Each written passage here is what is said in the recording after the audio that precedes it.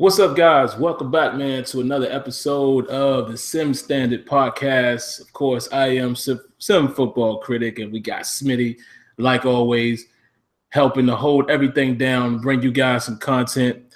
Hopefully, guys, AzureEffect will show up.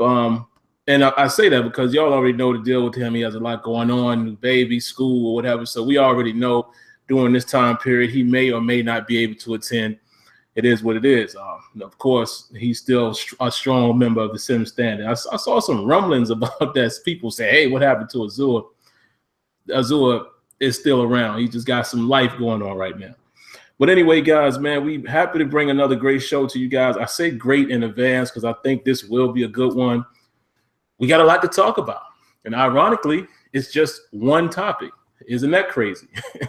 But we'll let you know what that's all about. Smitty and myself will give our quick introductions, and then, we'll dive right into it. But, yeah, let me let you guys know what that's all about. And keep in mind, we're going to be covering a lot tonight. So if anybody has anything they want to say, they want to chime in, let us know. All we need is an email address. You can come on, be a part of the show, ask your question or what have you. Keep it respectful as far as time and things like that in case there's others. And, definitely, if you want to be visual, you can do like we're doing here tonight, or you can also call in with just your voice, because that's been a question I've gotten from people as well. We just need an email address. We'll bring you in. But basically what we're going to talk about tonight, man, we talked about a while back. We talked about CFM, and it was Deuce Douglas, I believe. Yeah, that's his name, from Operation Sports, had that long post. Smitty, I, and Azure, and a whole lot of you guys in the community enjoyed it. The way he had it outlined, phenomenal stuff. Have another guy here. His name is Dan Chancellor. He's from Deep Dive Gaming, deepdivegaming.com. I have the link in the description. He recently put up a post or an article on his site, and it basically said 42 things EA needs to fix for Madden 18 in regards to CFM. Now, what Smitty and myself are going to do, we're going to go through each one of those things. We're going to go through all 42. Hopefully, we can get to them. If not, guys, if we're stuck on a certain area, maybe we can follow up next week with the remainder. But we'll try to get through them all. And this is what Smitty and I are going to do. Give you guys some heads up. We're going to talk about what we like, give some brief thoughts on why we like it, things that we may not like. And I don't want to say dislike, like somebody's idea is not good, but, just maybe things that we're kind of like, I don't know. And we'll give our quick thoughts as to maybe why it could take a back seat. And then we'll also give our thoughts on, some of the things as far as we may see that we know about that may be in the works, or stuff that we can talk about some of these things, or if we've heard the devs mention these things, et cetera, et cetera. Obviously, we can't give you guys information on what's actually coming, but we'll put that spin on it, give you our thoughts as to how long things could take, et cetera, et cetera. And that's how we'll do it. So hopefully you guys will enjoy it. And before we even get started with that, and I'll say this again when we get back to it, Smitty, saying Madden 18, Smitty and myself are not really going to approach it like that, because we know a lot of these things are year after year after year type of implementations. Look at Deuce Douglas. Look at his list. That extensive list. Obviously, you can't expect that in 1 year. I understand why the general public, and I'm not even going to call this guy general public. He said he's actually been at EA several times in regards to other things, not necessarily CFM, and he lives in Orlando. So I'm sure he's more than just your average.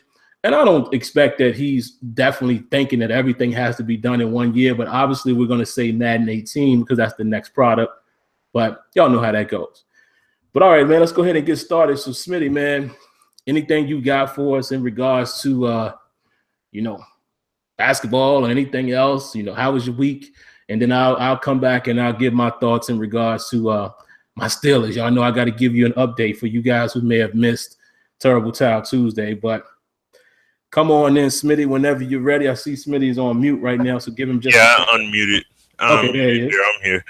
Now, I got my daughter right here exclusively with me. So, wife ain't home yet, and she's only one, so I can't let her do her own thing. So I gotta contend with that. We understand, brother. I don't have I don't have anything huge really to jump into. I will say this though, and I know we've talked about it in the past as a topic on the show about the whole esports thing, you know, Madden and where it needs to be at and all that stuff. And I'll talk about it a lot because that, you know, that's a huge deal. Like esports is a huge deal. Hold on. Esports is a huge deal. But if Madden really wants to be in that space, I look at that FIFA competition, and I mean it's crazy. Real talk. What, like, the gameplay and how, like, the game as far as how it flows and everything, it looks real spot on to how FIFA functions when you play offline. Like when I stream it or what have you, it looks real on point. And the crazy thing is they actually got penalties. You know what I'm saying? Like, dudes can get red carded, and then you got to mess around and play with just 10 dudes versus 11 and such. Like, I see guys going in for penalty kicks and stuff like that. Like, they're playing a whole respected game. Whereas in these Madden tournaments, you got dudes. I haven't seen a single player get injured. I haven't seen a single. I don't see penalties. You know what I mean? It would be nice to see people with penalty traits. I would love to see their traits play out accordingly. You know what I'm saying? And that's stuff to count against you. You know what I mean? So the problem is that you don't have that kind of flow in Madden right now. And I mean, that once again speaks to the product and the work that they still need to do in terms of building the product up, getting it up to that point where it would be respected on that esports level. So, but that's really the main thing. And I also say this once again, LeVar Ball off the chain. You know what I'm saying? Like, LeVar Ball off the chain. That man is drawing a lot. I mean, this is beyond Lonzo at this point. This is just he's just doing his own media thing. And the thing is, he knows it. And the cool part, the one thing I will say, even as wild as it is, the cool part about it is that his kids know. You know what I'm saying? Like, well, at least from what he's saying. He's saying that they know. He talks about it with them. They're aware of it. So it's not like he's got some kind of secretive thing going on, at least on the surface from what we know. So from that standpoint. And he's owning it. He's owning it too. Yeah. So it's like, it's a method behind the madness. So I can't be as upset about him no more. Yeah. Right. So that's why it's like, okay, it's whatever. So, but no, man, we can just dive right into the topics here, man. I ain't got nothing else though, man. Yeah, man. And I'll just give my quick thoughts here on Steelers news. Obviously, guys, that's some things that's happened for the Steelers here in free agency. Like I said, it would. I'm not going to dive all the way into it. I don't want to steer off the path. But if you guys haven't already, check out my latest Terrible Towel Tuesday. I give my thoughts. It's 37 minutes of me just talking Steelers. So that's for you Steeler fans who will see it. But basically, listen, this is what they did. This is what they do every year. They find bargain guys. Now, whether or not you agree with these guys or think they're going to be something, you have to acknowledge the fact that there's potential with these guys. Cody Sensabaugh may not have been the best corner in the world, but he's done some decent things. It's basically a Band-Aid. It's a filler, right? Because you would expect the Steelers to have another guy in case Sinquez Golson is not healthy, which we don't know. He has not played an NFL game. Think of how important that is, guys. He has not played even a preseason game since being drafted 2 years ago. He's going into his third season and has never had his name listed on the roster for an NFL preseason game. So it's an insurance policy. What it also tells you, William Gay is going to be challenged for that nickel spot should something happen to Sinquez Golson. It also tells you if Sinquez Golson is healthy, Cody Sensabaugh is probably going to make the squad. That could be the end of the road for William Gay. So some changes are being made. The Steelers are definitely going to go after a DB of some sort in the draft. I already know that. And a pass rusher. We already know that. And an inside linebacker. There's certain things they're probably going to do. But you take a look at the guy now. I have his pronunciation right now. Tyson Alu. Great pickup to add depth on the defensive line. This is a former first-round draft pick, has had a pretty solid career. He may not, have he's no Casey Hampton, which Steelers fans have grown accustomed to that type of guy, but we got Javon Hargrave for that as far as the nose. Alu can play inside and outside. What is he going to do? He's going to spell to it and Cam Hayward. Solid pickup. Go look at his numbers. Like I said, he doesn't wow you, but he's a solid player. And you're getting these guys for little or nothing, right? And Justin Hunter. We already talked about him. Potential. Again, insurance policy, but he's a potential guy. He could potentially be your fourth receiver. With the type of measurables that he has, go look at his film. He may not have been the best receiver in the world, but the boy got skills. Go look at his highlights. Go look at the man's highlights. He has made acrobatic catches. He has speed. He's young. He's 25. He's tall. I don't understand the problem. And then now Davis. Kick return, that's probably going to be one of his specialties, which we've seen him do that. Go look at that man's highlights. When he's on, nice running back. Has moves, good size, hits the hole hard, like boom. He's one of those guys, first cut and go guys, right? And it's funny to see Steelers fans complain about him. Oh, he's a bum. He's the backup. Why do you guys act like everybody the Steelers sign are starters? He's a backup. I think in terms of depth, they've added quality guys, which we all know that's what they do. They don't break the bank in free agency. Two other things I want to point out. I saw a report today that they said the Steelers actually offered Hightower $9 million per year. Now, what does that tell you? For all of you unfaithful Steelers fans, because you always think they ain't doing nothing. What I've been telling y'all, they tried. That's actually a little more money that they are used to paying for a free agent. They tried. They weren't willing to tip their hand much more than that. Your boy signed for $10 million per year to go back to New England. And it probably was just using the Steelers as a bidding chip anyway, is what it is. But what I'm saying is, while you guys are so quick to criticize, saying the Steelers don't do nothing, they do stuff. They just don't overpay for free agents, period. They don't. All right, here's the last thing I wanted to talk about. I saw reports today saying that Shamarko Thomas, they don't plan to re-sign him. I said that. I also saw reports saying they don't plan to sign D'Angelo Williams. I said that as well. It probably would happen, right? What did I say? Steelers will probably draft a running back. This was even before the Nile Davis signing. Now you get Nile Davis. Now if you draft a running back, you already know what time it is for D'Angelo Williams. But I want to address Steelers fans real quick, Smitty, then we'll go ahead and move it. Again, I told you guys, I'm a part of a group, man, on Facebook. It's called Black and Gold Pride. Nice group.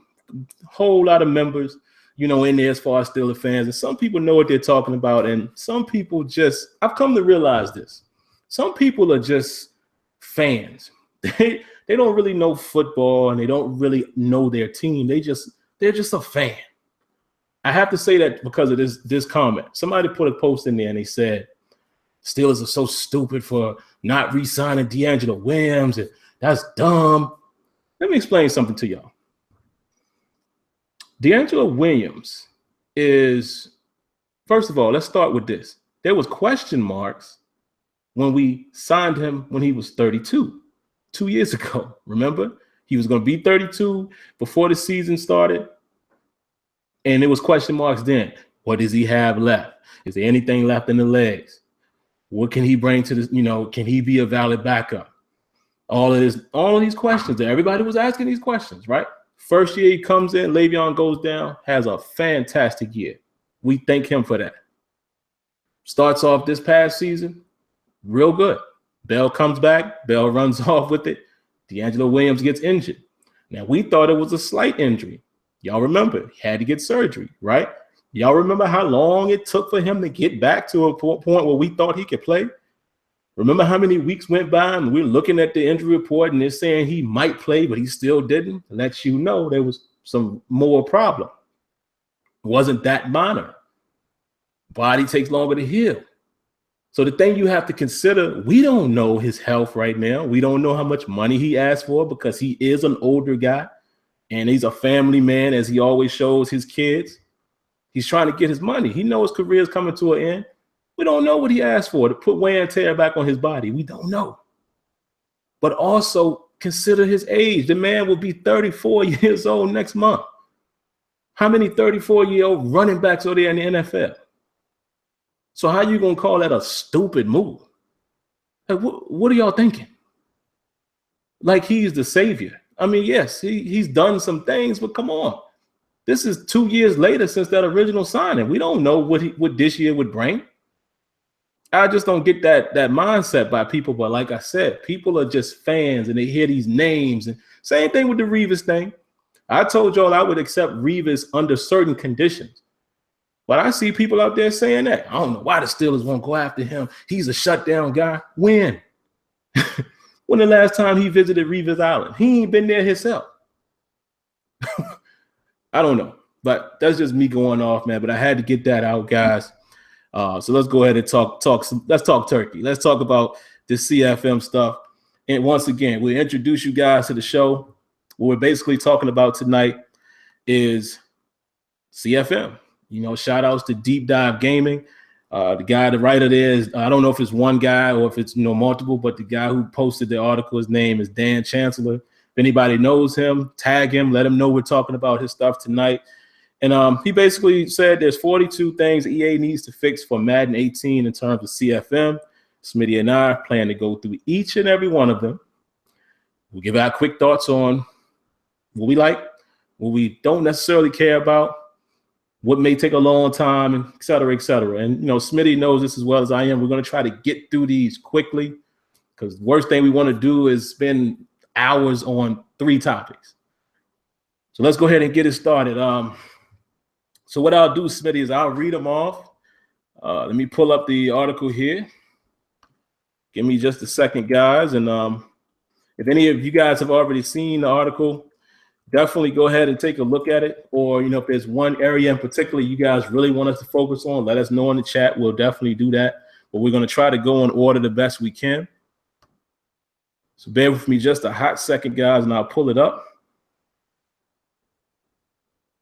And like my boy Tony says, yeah, man, that boy Obi, that safety in Connecticut,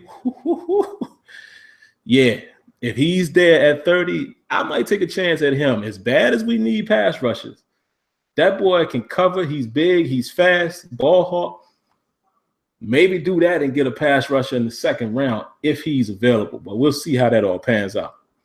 But all right, guys, let's get to the meat and potatoes of this. So again, what I would do is I'll read to you the title of the topic, give you a brief, quick background as to what he's saying in regards to it. Then me and Smitty will discuss it. So what I'll probably do to keep a nice pattern going, Smitty, I'll throw it to you.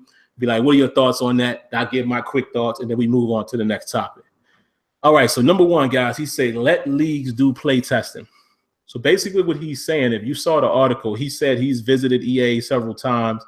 Each time it's been more of a capacity of like MUT or something like that.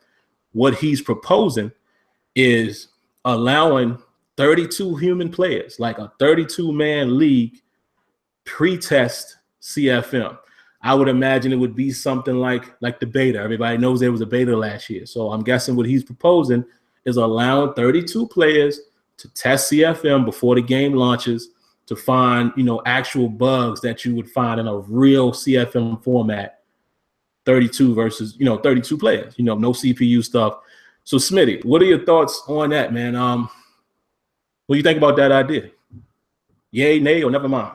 Yeah, it's, that would be a cool thing to do because that would test out, a lot of the connectivity issues that you could find, you could get a better jump on that ahead of time, right? Instead of having to wait till virtually launch where you really can't do anything about it. Then you got to launch the game with all those issues. So, and that's something that we talked about in the past when we would see like Battlefield do open and closed betas, and you got all these people online playing it, and you let all those, all the things wrong with the game show up. So in that way, people will call it out on forums and videos and all that stuff, Twitter or what have you. Put it all out there. They get that feedback. And then on top of that, too, Do like what they did with their beta for Battlefield 1. Have surveys. Do a survey for all of it. You know what I mean? Like, what did you like? What you didn't like as far as this, as far as that. And then, you know, give any kind of open suggestions that you may have in terms of what, you know, what they could do for the future or in terms of the current product. So that will work, though. That would definitely work. It's worked for those games, even Star Wars Battlefront. It worked extremely well doing that testing. So I definitely would love them to do that. Real quick question. Something that you think could happen for something like Madden 18, or will this be like a future installment? I would do that the sooner the better. I mean, I don't think that would be too hard for them to implement off rip and do a league and, you know, send out a beta invite where they only can play CFM. You know what I mean? And then that would be like, you can't even access Play Now or nothing, just CFM. You just have a team at random and then just play through it. You know, you're playing a random opponent and this is when you guys are going to play whatever. And you guys just play it up. So, yeah. But they could do that this year. Like, I would. Perfect sense. So. Absolutely. And like my man ML suggested here in the chat, yeah, what we're going to typically try to do, that was relatively short. So me and Smitty are going to try to hit them and be gone. A couple things, you know, we may spend a little more time with, but we're definitely going to condense it so we can roll through it. My quick thoughts, I echo Smitty. I think it's a great idea. One would have questioned the 32 person before, but Smitty knows this as well as I do, as well as some other guys in the community. There was a beta. We've seen it already. There was definitely more than 32 people involved as far as what I heard. So I think that's a great idea. Let it happen.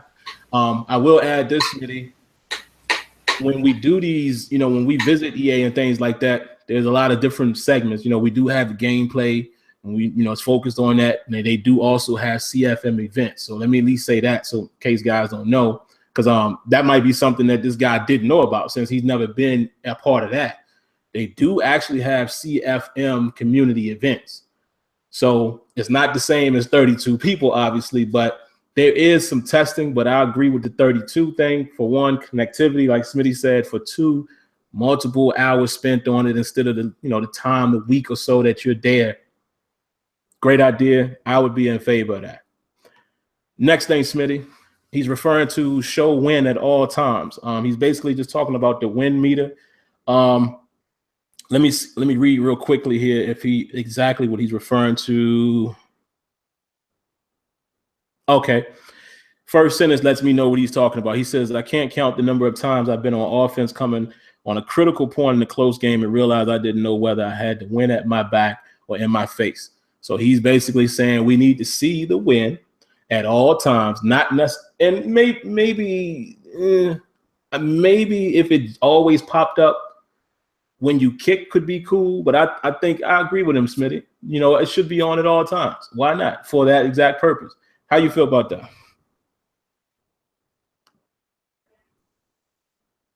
He's coming, guys. Give him a second. He's coming. All right. I'm sorry, y'all. I'm going to be ultra quick with it because I got to step away. That's fine. I mean, it's no huge formality. It only needs to be up for kicking field goals and punts and if you outdoors. So it's not like wind affects your passes at this point or anything, so it doesn't matter. So it's not like this huge deal to me. So that's pretty much it for me on that. Absolutely, guys. And you know, I know Smitty has to step away for a moment. So what I'll do, man, until I know he's back, I'll just keep going. I'll give my thoughts, and then we can kind of go back and briefly tell Smitty what we already covered. And, you know, if he wants to chime in, he will. Bear with him, guys. Y'all know how it is, you family men like us. You know, he's there with his 1 year. What's he supposed to do? You know, at least he's here for the show. I agree with what Smitty just said. Right now, weather doesn't affect everything, so I don't think it's necessary to always be there. However, I agree with his point. However, if it ever gets to a point where weather does affect everything, then it definitely needs to be there. So I definitely agree with that assessment as well. The next thing he wants to talk about, guys, is save game progress. What he's referring to is, of course, you guys know this. When you're playing offline, game cuts off, You back out of it. You have to run to the store, have to run an errand, whatever the case may be. You can cut it off. Even if you're in rest mode, you can cut it off and the game will store the progress. He's referring to when you're in a 32-man league, you should be able to do that as well. I absolutely agree with that. It's far too many times where there's situations where emergencies come up, something happens, there's a disconnect for whatever reason, if it's somebody's connection, and you got to start the game all over. I don't think that's cool, man. I think against a user in a 32-man league, or even if it's a 10-man league, when you're playing a user on your online franchise, you should have the ability to store the progress, or at least allow the commissioner to do it. Maybe allow the commissioner to have to review it and say, okay, yeah, I can start you guys from where you left off. You know, we have tools like that at my job. You know, it's a whole different thing. It's like a testing engine, but we have tools at my job where I could restart from the beginning for certain things. If somebody needs to do something, or I can wipe the attempt out, all of that. So that idea would be great, storing the progress. All right, let's move on to the next one. Make copies of leagues. What he's basically saying, guys, this idea is a basic one. He says, let users create copies of their leagues. This is the same concept of save points in offline leagues. I would love the ability to do some what-if seasons with our league. That one, and it's funny because he even says himself here in the post, he said, yes, this is a terribly dorky, but Madden is all I have. I understand that. I feel like something like that is suited for a certain crowd. Not necessarily sure if it's something that would be overly, a must need for me, but I understand where he's coming from. So I don't disagree with that again. So far, I haven't had anything that I've seen that, he has on his list that I completely disagree with. I would say this, to be honest, though. That situation with the copy in the league, my response is going to be twofold, and then I'll move on. I don't know if it's high priority for them. I don't know how much time it would take to do that. And I know just from being with them, I know something that we deem as small takes a lot of work. I mean, it has blown my mind since I've been down there, guys, that something I thought was very simple takes a lot of man hours. So if it takes a lot of man hours, I would say that's probably not high on the priority list. However, if it doesn't, I don't see why you couldn't just get that done. That seems to be fairly easy. Just my thought. All right, let's move on until Smith comes back. What else we have here? Export league rosters. Yes. I'm going to read his whole paragraph because it's very short. If we can't make an identical copy of the league and all of its settings, at least let us export the roster file. Weekly practice mode is nice, but it would be great to play real games or even start new franchises with a roster you've built in an already established league. Yes. I fully agree with that. I agree with that so much, guys, because listen, man, I'm going to let y'all know how much I agree with that one. Right now, I'm going to let you know. Got to give a round of applause. That is important to me real quick, guys, because I want to practice with the team in other formats. The practice mode is cool, but I want to play other teams with my team that I have assembled. Maybe I want to play a friend, which is a little bit extra, but what if I just want to go play now against other teams in the NFL? Offline, just one player, not saying I'm playing anybody. That could be the next step. Maybe there's a lobby where you could do that, but I'm talking about just being able to export that team, and I can go and play against the Broncos or, play against the Seahawks, or the Texans because their defense is nasty, and I want to see how my guys hold up this team that I have. Gotta have it.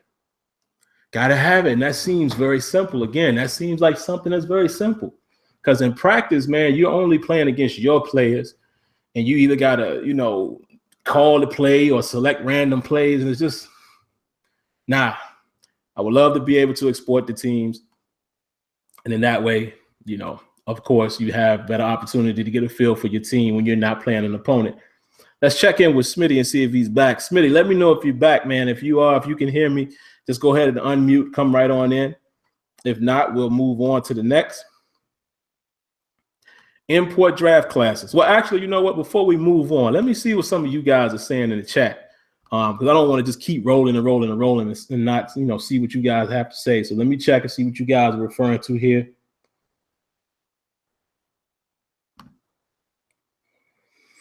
Chris Bryan said it would be nice, like the NCAA flags on the field goals. Yeah. All right, I'm back. Okay, all right. I'll come right back to you here in a second, Spitty. Hollywood agrees with most of the ideas here. I see Vegas 96 agrees with saving players as well. I mean, saving the I think you're referring to saving the progress. So yeah. But yeah, Smitty, what we talked about so far, and you know, my little co-host is coming here. So I'll throw it to you. But the quick things that we did before you came back was save game progress, make copies of leagues, and exporting your league rosters. How do you feel about those three things? Saving games in progress is huge. I mean, I know that we have it for offline, but what if like let's say that would be like if I want to change. Well, no, you know what? This is an additional thing like what NBA 2K has. You can go in and adjust difficulties. Like I'll add that to it. Being able to save in game, but also being able to adjust your difficulty settings and sliders if you wanted to in the middle of the game as well. Like at any point you feel like that would be huge. And also that's something that was done on PS2 Madden, I think Madden 12 or what have you. They put that option in there. Like you could be in the middle of the game and save it. Or matter of fact, in that Madden 08, you could do it from that point. I think you could. So yeah, but no, that would most definitely be welcomed in as far as that. Making copies of the league. Okay. Same concept. Season one league, create a duplicate. So, okay. So that's more of a, that's, you know, they don't need to do that. That's like such a niche thing. Very few people would even do that. So they don't need to do that. That'd be a waste of effort. That'd be a waste of time to do that. Making copies of a league. It's funny that he said himself that was an extremely dorky idea, but hey, Madden is all I have. Right. I mean, yeah, that's true. So that's what I'm saying. That would be something you do when everything is done. You know what I mean? One of those kind of things, like when everything is in a real good place, that's when you put something like that in. Exporting your league rosters. Yeah, that would definitely be welcome. Because I want to be able to practice with my team. Let's say I want to take my team and I want to play some exhibition games with them before my next match. You see what I'm saying? Like for CFM purposes, especially in an online league. You know, when you're in an online league, you really don't have that option really to practice, so to speak.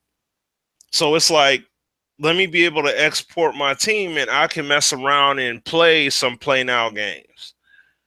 You know what I'm saying? Like either play now or what was that? What else would I say? Or we don't have to necessarily do any online matches, but at least no, because people. I mean, I know back then you had your custom your custom rosters you could take online and play against people with. Kind of take it from the UFC thought process. Like if you create a character, being able to take them online and fight with them, or better yet, fight night. You create your guy, take them online and fight with them.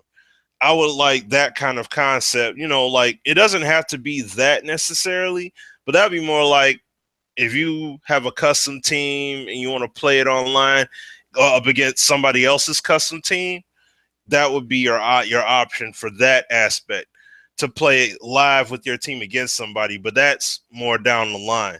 But just the initial being able to export the roster, play with it, and play now as a means of practice or to see how they play or whatever, there's nothing wrong with that. Like, that would be welcome. Absolutely. So yeah, fully agree. That's pretty much what I said as well. So yeah, moving on. Now the next one is import draft classes, Smitty, and I see that a guy here in the chat is saying if we don't have NCAA, how could that be possible? So let me, read to you what he said, guys. I know Smitty has an article up there, and then I'll throw it to Smitty. He basically said, since there's no NCAA football game anymore, obviously this isn't an option, but why not give us some control over the draft classes? Let us import custom rosters and use them in our leagues, or at least let us edit current classes, give us some control. Your thoughts on that, Smitty? Well, I mean, you can't. That's basically up to community creation. Like I see a few guys in the chat saying like we need to have real NCAA draft classes. You can't have that. Exactly. But, because of the whole NCAA deal. But you can give us the option to create custom class. See, what would be, what would really be nice is if you can have templates like what you got, like what 2K did, or even like what EA did with Team Builder.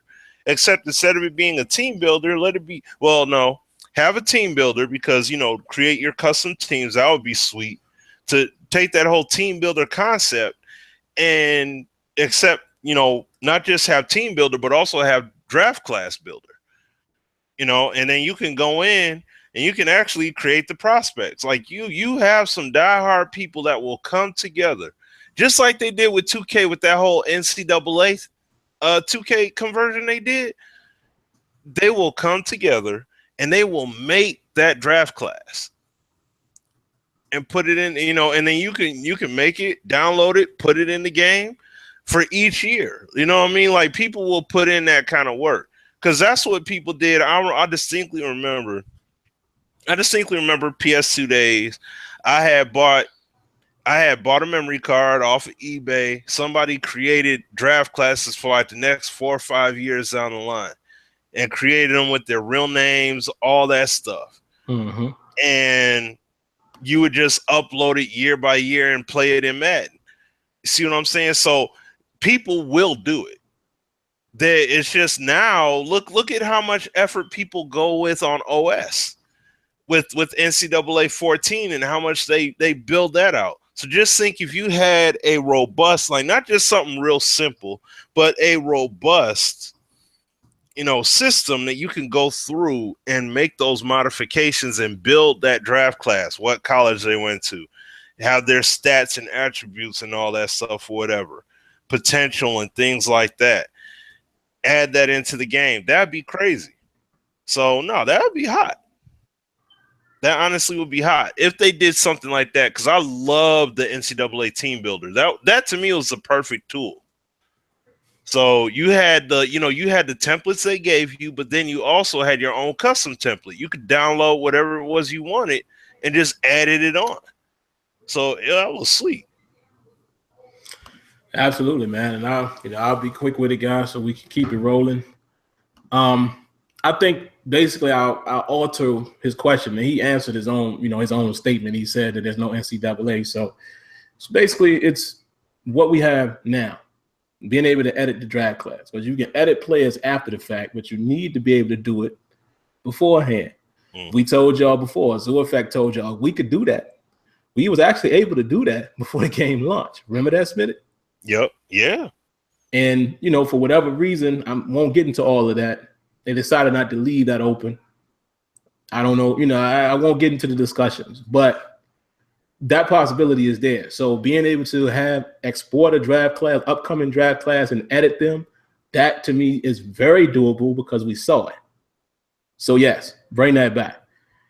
All right, let's move on to the next thing, guys. Create a better app, because right now, this is how I feel about the current app.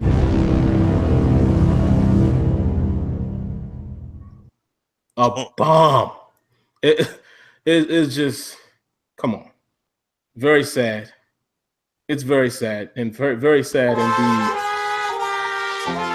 Very sad indeed, guy. But listen, yeah, I agree with that. But I'll throw it to Smitty, then I'll give you my thoughts. What you think, Smitty? Better app as far as some of the things he's saying there?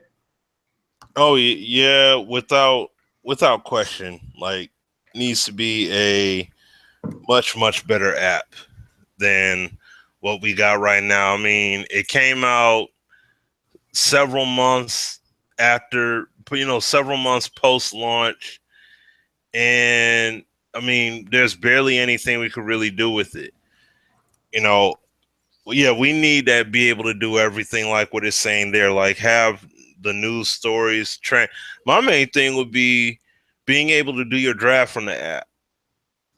Like, that would be a lot easier. Being able to see your draft from the app, like do your draft from the app, have your draft board in the app, look at transactions, things like that. Get text notifications from your matchup when you know what I mean? Like, you being able to coordinate your matchup with your opponent through the app. That would be on point to do. So it's like, you got this game, or even, like you said, trades, free agency. When that stuff happens, also, and so signed with such and such. Instead of having to get into the game and find it out, you get a text notification, or when you sign in, it'll tell you on the front end, like, hey, you have, notifications pending. You look at the notifications and it's there.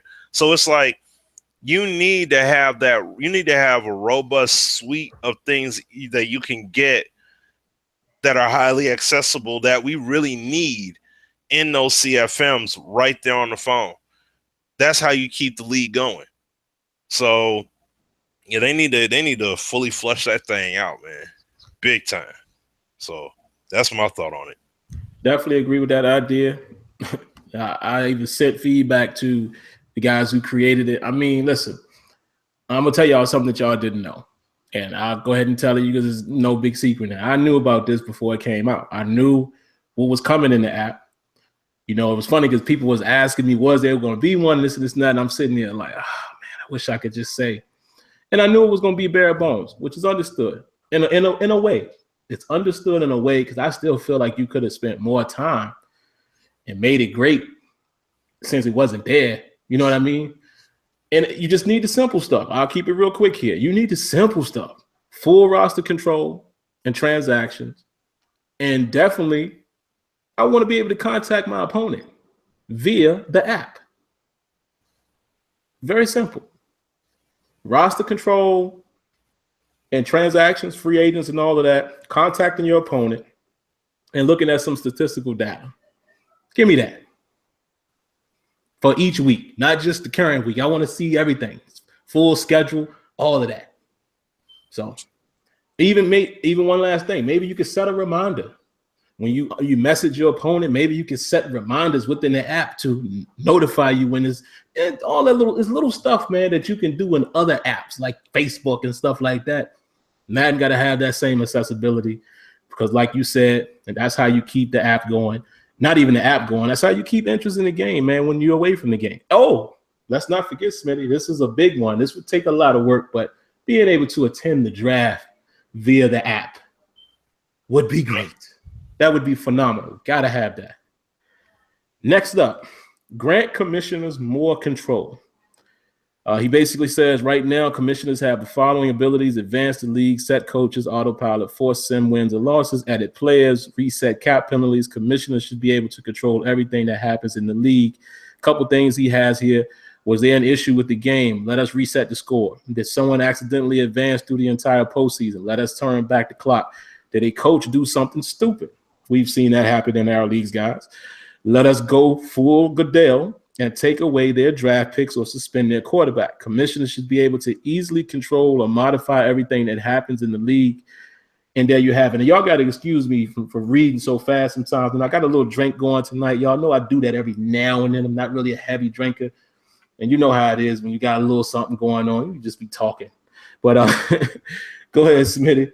What you think about that, just in general? More controls for the commission? I think I know your answer with this because probably coincides with the app a little bit. Yeah, that would go. Yeah, I mean, that pretty much goes in line with that, like reading through it here. Forcing wins, losses, things like that. See, that's the kind of stuff we originally were thinking about when we heard about the app and all that stuff, is that, oh, bet we're going to have those controls. Because this was the kind of stuff that when Madden 13 came out and they had the website and all that stuff, these are the kind of things that we were, seeing and hoping for, that see that it would be built out to this point.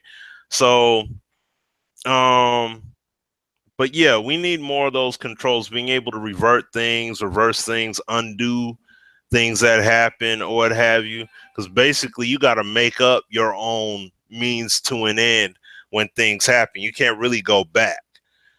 So it would be nice to be able to go back, and undo stuff, things like that, especially when you have games disconnect, which you saw happen in the Madden tournament, which was crazy, by the way. You saw how you had a disconnect happen in the middle of a game in a tournament. And it's like, to have that stuff happen, you should be able to just automatically go through and say, okay, especially when we're talking about a league, though, of course. When that happened? League, yeah. That actually happened? Yeah. Wow. In that game yesterday, like it said, Pierre got disconnected from the game. So they was on a break for like a good 10, 15 minutes. Like they was smack dab in the middle of the game. Oh, man. And it had disconnected. So, yeah. So it happened. But there you go. That's two things right there we already talked about. Save progress. Yep. There it is. Like an automatic save for your online progress. Like, hey, you jump right back in and say, hey, you guys want to pick up from where y'all at? Yeah, go ahead. You know what I'm saying? And play it out. But yeah, having those options, yes, we need those. Like, for the commissioner, being able to revert, move, not just move things ahead, but also revert things and undo things. Granting wins, losses, etc. Like we need a full suite of controls for that. Yeah, absolutely. Like I said, man, that pretty much piggybacks our sentiments and thoughts on the app. So more controls. I know if Azure was here, he'd probably be standing up right now screaming, yes, yes, yes. Him and Shopmaster and guys like Mad Scientists have been campaigning that for a long time. Mark, yeah, shout out to Mark Rollins. A lot of you guys, man. We definitely need that. So what we'll do, guys, because I know Dez wants to come in, and I want to give an opportunity to a lot of you guys, man, if anybody wants to come in. So what we'll do right now is we will hit the next two topics. So at 10, we'll take a short break, get Dez in. And Dez, what we'll have you do, man, is talk about, whatever topics you want to hit on or anything you want to hit on. Let's limit it to about 3 to 4 minutes or so we can keep it moving. I see it's already 8:50, but we'll do that. So I'm going to go ahead and send the invite, but moving on to the next one, sliders for everything. I don't even think I got to read that, guys. I think that title says it all. What you think, Smitty? Do we need sliders for everything? And I already know your mind, Smitty. I know you're probably thinking NHL kind of stuff too. So yep. I guess that's all included. That's it. Yep. So you already know. So we can already roll on to the next one, because you already know you talked about it 8 million times about the sliders, man. And I will say this though. From what he's saying in the article here, I want to, especially from playing PS2 Madden, they need to go ahead away with that XP, man. They need to go away from that XP and just make it about, put the drills in there and make it a risk, make it more risky to get the points and put them toward their overall in terms of, particular, what ratings do you want to increase based on the drill you do, and make it risky. Mm-hmm. That's what they need to do. Yeah, they got to find something better. I like the drills idea, but they definitely need to find a better way of increasing what your player can do rather than just building up these points. I wanted to be more performance based somehow, like more performance, the way they play, the way they are looking in practice, because think about it. Do we not hear that all the time from NFL coaches? This guy had a great week in practice, his preparation, all of that. And then, like you said, the drills could also factor into, and I'm going off a little bit, so I'll sum it up. The drills could also factor into like injury. You force a guy to run or weights or whatever and too soon, there's your risk reward. See, that kind of stuff needs to start playing a role, man, instead of just being, I add up all these points and dump them all to this guy. And even if you're going to keep the XP system, it has to be some type of improvement to it, or like my man said, give us more sliders to, kind of get this thing where we want it to be. So that's a big yes. We definitely need more and more sliders. All right. Number 10 is a big one, guys. He says, stop with the relentless regression. And he said, when does it end? That's the big sticker he has there on the thumbnail. And I encourage you guys to go read the article yourself, because we're just skimming it. As far as we're not reading his detailed points. So I definitely check out his article and read what he has to say. But I'll throw it to Smitty first, give my quick thoughts on it. And then by that time, we should have Dez back in. What do you think, Smitty? What's going on with that regression, man? Should we stop with the regression? Is it ridiculous or absurd, or what's happening with that? Well, actually, guys, I see Smitty stepped away for a moment, so I'll go ahead and give you my thoughts, and then we'll bring Smitty back in. I agree with the article. Let me try to sum this up as fast as I can. The way I look at it, guys, is there are certain things that, okay, let me preface it with this. There should be some sort of regression. Don't get me wrong, because if I didn't want some type of regression, that goes totally against what I just said about performance and being able to improve based on your performance. I think regression needs to be in the game to that capacity as well. I also believe that there has to be some type of regression for career, length of time, you've played, number of snaps, both career-wise and game, all of that. So even it could work in your favor.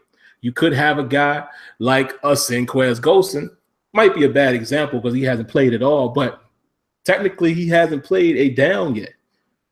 So when he's 30, he might be more like 28 as far as physically, because he hasn't played and had that, that amount of years or wheels, he doesn't have that many miles on his wheels, so to speak. Or like a running back, how they talk about Adrian Peterson, how he missed time and all of that. So he's really a year or two younger in terms of his wear and tear. I agree with that. But I do agree with the article in the sense of the regression is a bit ridiculous. Like some of the things that you see in the game and how it drastically happens at a certain age, that has to go. It can't be like that, in my opinion. Certain things, yes. Certain things like speed, you should see guys lose speed over the course of their career. Some of the things that I don't think that you should ever lose, I don't want to say never, but I got to give credit to my boy Neff1 on this one. When he does his rosters, he gives veteran guys high awareness. It makes sense to me. A veteran ain't going to forget how to play. Right. He just might not have his physical capabilities, but he's not going to forget how to play the game.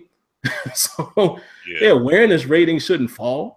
Tom Brady should still be a 99 or whatever. I'm just using crazy numbers, but he still should be whatever he was. Matter of fact, he might be better.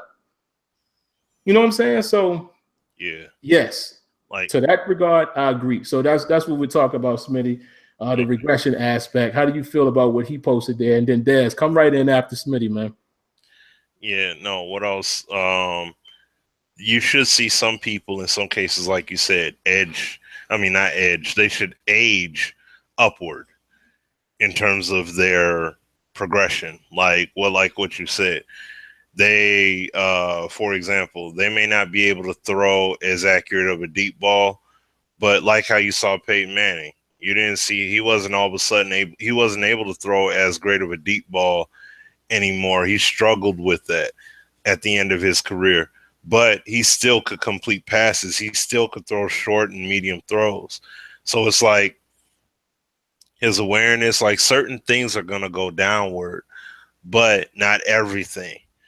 You know what I'm saying? Like he shouldn't lose his ability to be a good quarterback, basically, all of a sudden. Now, yes, guys are gonna wear down based upon how they're utilized. But see, that's when you're talking about having specific, like you would need to have more specific wear and tear based upon how you use the players in the game. You know what I'm saying? Like if I, excuse me, it depending upon how you progressively use the character, how you built them up accordingly. Those are the kind of things that you should, bear in mind. Like for example, Mike Vick never lost his arm. You see what I'm saying? As far as I know, I didn't see like when he threw that bomb to Montavious Bryant that 1 year for you guys. That was like a year or two ago. He was able to launch a missile downfield. Yeah. That was the one to the Chargers, and he threw it to Wheaton. That was 2 years ago because he won on the team last year. So it was a year before last. Yeah, you talking about the one on Monday night, right? No, not that. See, that's another one then. See, no, he did another one to Bryant. I can't remember. I know what you're talking about. But yeah, the point is he's able to launch it downfield just like he was able to do in his prime in Atlanta. And that's my point.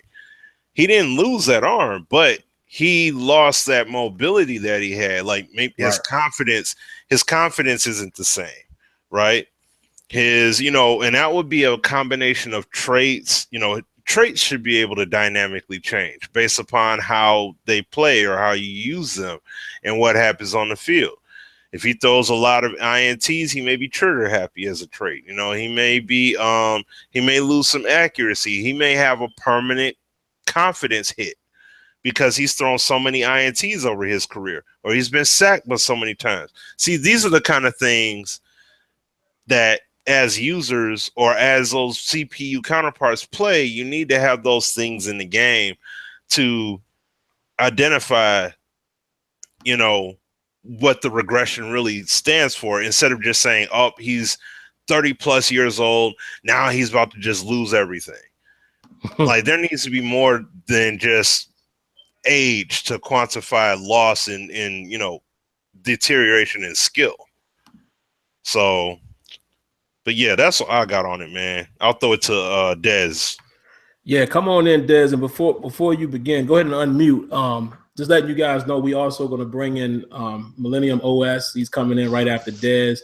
They're going to give their quick piece. And what me and Smitty will try to do after that is just hit things real quick. Like some of this stuff I'm reading ahead, we could almost one-word answers. If we don't get through the 42 guys, we'll come back next week and finish. But go ahead, Dez. Don't want to take no time away from you, brother. Nah, and I definitely don't want to take no time from Millennium and neither one of y'all, man. So what's up to y'all, man? Hey, I don't want to spoiler alert this, but I hope people already read this. But like all this stuff ties back in to the same thing to me, and it's the same thing I've been saying for years and years at this point is the stats. You know what I mean? And like the way that they measure how good your players perform every single snap. And I love that the dude in this article kept coming back to the fact that they record all of this information and they show you at different times how they record this information. And if they get the stats and they get a way to, you understand me, if they get a way to quantify a good performance, to Smitty's point, like when you have a 28-year-old wide receiver who gets all his goals, he's averaging over 20 a catch on the season, and he still loses 2 points of speed and acceleration and agility. Right. And it's like, yo, what's the point of signing my guy to this contract that like I just built my whole team around, and now I got to sign him to this contract for like $127 million for like 7 years, and he's a defensive end, and you're like, all right, yo, if I sign him, unless I abuse the computer to acquire draft picks and just keep trading up in the draft, there's really no point to keep anybody on the team past the first contract.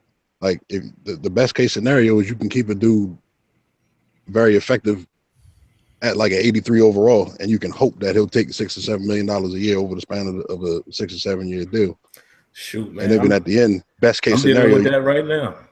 in the best case scenario is you can flip them, because I'm in my third league, and I'm in year 6 right now, and it's the same progression every time, man. And it's like you talk about how Peyton Manning lost the ability to throw the deep ball. It's because he had a neck injury, and if we had like the last article, there we go. That last dude put out, if we had the injuries per area of the body or just how those accumulated over the course of dude's career. You understand what I'm saying? That will allow you to have that 31-year-old dude who's still dogging. You know what I mean? You're not going to tell me that Peterson still doesn't have speed because he's over 30-something years old. In the game, Peterson has like 83 speed by the time you get to like the 4th season. all the corners end up having like 82 speed. So when you draft that 5'8", 176-pound receiver with B- route running as his best trait, but he ran a 4.36, and anytime you see the single high, you just throwing a live streak, and you can accumulate 12 touchdowns by week 5. And even in the, you can have the best season. I'm gonna wrap it up right now, man. You can have the best season, but then the XP system is so daggone ridiculously thought. I'm sorry, it's just horrible, bro, because it's been too many years of this, man. Connected Careers in Madden 13 was, if I'm not mistaken, is when they implemented this system. Yep. And the biggest enhancement we've seen to this system has been what? You can buy more than one attribute at a time. That's the biggest enhancement we've seen to the XP process. If you get to a point where you got a quarterback, like I said, I play in a one-on-one league, so I'm winning all the awards in the AFC. My opponent's winning all the awards in the NFC. And if my quarterback wins his second MVP award and he goes and breaks how many records, he's gonna get like 2,000 XP at the end of the season. So if they're gonna use the XP, it's like I appreciate that they give us the sliders, and we got a little system in place that will get the rest of the league nice, so that it's actually competitive. But in a 32-man league, when you're not going to be accumulating stats to hit anything close to those goals across your whole team, like how you going to replicate a dude that was just getting pressure on 3/4 of the snaps that he played in the passing situation? Like that needs to translate into what we hope can be traits, right? And what we hope can, at the very least, be a system that's more reflective of somebody coming in the league nice or coming in the league underrated. That you put them in your system because they fit your system perfectly. You use them, and they do what you need to do. Hopefully, in 18, you know what I'm saying? Because I'm calling this no excuses year as far as CFM is concerned. But hopefully, they'll give us a third of this list, and we'll see what happens, man. I appreciate y'all. I'm gonna listen. Absolutely, man. We appreciate you all the time, man. Oh yeah, great ideas, man. I mean, your insight and thought on it, fully agree. I have nothing else to say. Millennium, man, what you got for us, man? Whatever it is you want to say, whether you want to reflect on what we spoke on, or I know you've seen the list, so if there's a couple things that are on top of your list, definitely let us know. First off, Deep Dive is like one of the most in-depth guys I've ever seen come into this community with this. We all have our strong points on what we can go over, but anytime he writes an article, it's just so well thought out. So very props to him for that. And for being, like I said, it's constructive. It's not destructive in the way he writes it. I think we've talked about that before. If you're destructive, it goes on deaf ears. So being able to go 42 items, completely constructive, props to him. Most of what I'd like to see is off the field stuff. Like the XP doesn't bother me as much as it does some other people, because I see the regression system. The regression system has to be more itemized instead of just, hey, you're 26, you're 27, you're going downhill. It's like you guys said, with the quarterback, his arm power should go down, but his awareness shouldn't. His throw accuracy should go down, but there's no reason any of his traits, like his traits always stay anyway, but like he should still be the same quarterback, just less physical aspect. You saw in the picture here that Deep Dive has up, like guys lose spin move and stuff. Well, I think it's Jordy Nelson, matter of fact, is losing spin move rating at an older age. He really shouldn't lose the rating to make the spin move, if you lower his elusiveness and if you lower his agility, all things that would go down with age, the other moves go down by default. So don't lower all of the very specific ratings, like his stiff arm. His stiff arm's not going to get any worse, but if his strength goes down, his stiff arm by default will be worse. But also for off the field stuff, I'd really like to see them go for a weekly game plan basis. And I think this fixes a lot of the things we're talking about with training guys like on the practice squad, training guys that don't get the play time, having Monday off, Tuesday off, like actually setting up your schedule almost like. And I'm gonna bring this game up a lot when I talk about franchise mode, but NBA 2K has individualized practices on days you can set automatically if you want to have a day off for like a back-to-back. So like if we have a Thursday game, you can say, okay, we're not going to practice as hard for when we have a Thursday game. Stuff like that. So, and again, that would let your game planning mean even more.